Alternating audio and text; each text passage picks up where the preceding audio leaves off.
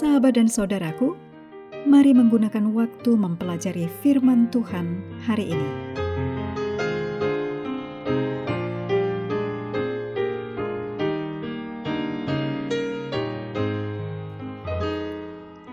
Hari Kamis tanggal 2 April, judulnya Terhubung dengan Pohon Anggur.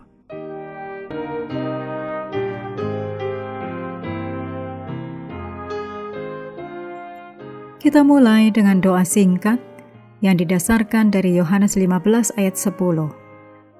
Jikalau kamu menuruti perintahku, kamu akan tinggal di dalam kasihku, seperti aku menuruti perintah Bapa-Ku dan tinggal di dalam kasih-Nya. Amin.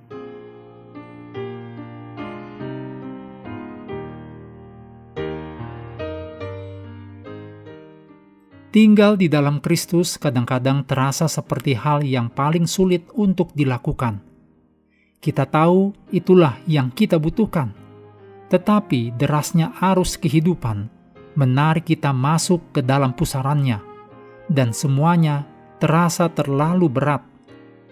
Mengikuti Allah bisa tampak seperti beban yang sangat besar, apalagi bagi mereka yang terus-menerus didesak oleh orang lain agar mengikuti Yesus. Agama seperti ini bisa terasa seperti kewajiban yang melelahkan, karena hanya berfokus pada tindakan luar, bukan pada apa yang ada di dalam hati. Padahal, ini sangat jauh dari keinginan Allah. Yang Yesus inginkan adalah hubungan yang dasarnya kasih timbal balik, bukan sekedar aturan. Hubungan yang dipilih dengan sadar, karena Yesus yang lebih dulu memilih kita.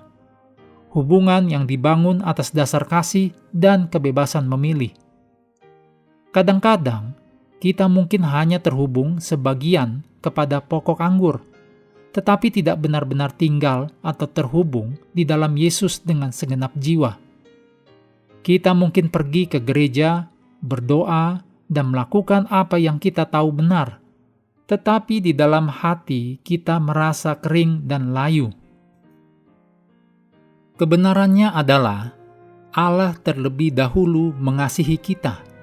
Jadi Allah yang mengambil langkah pertama. Kita merespon yang telah Allah lakukan lebih dahulu bagi kita.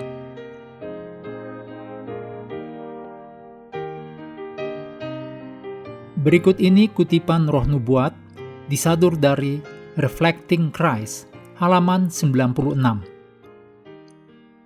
Karakter umat Kristen ditunjukkan melalui kehidupan sehari-harinya.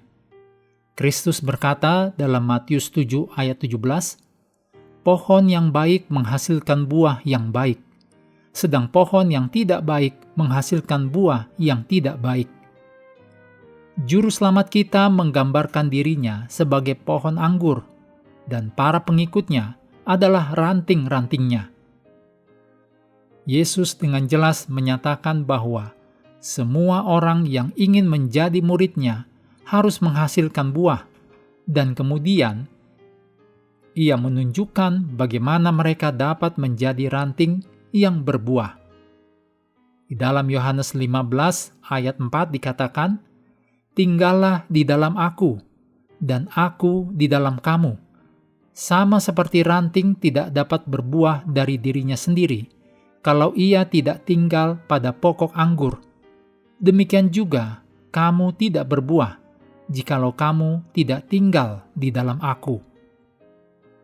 Rasul Paulus menggambarkan buah yang harus dihasilkan oleh orang Kristen. Ia mengatakan bahwa buah itu kebaikan dan keadilan dan kebenaran. Ditulis dalam Efesus 5 ayat 9. Dan lagi, buah roh ialah kasih, sukacita, damai sejahtera, kesabaran, kemurahan, kebaikan, kesetiaan, kelemah lembutan, penguasaan diri. Ditulis dalam Galatia 5 ayat 22 dan 23. Karunia-karunia berharga ini adalah prinsip-prinsip hukum Allah yang diterapkan dalam kehidupan.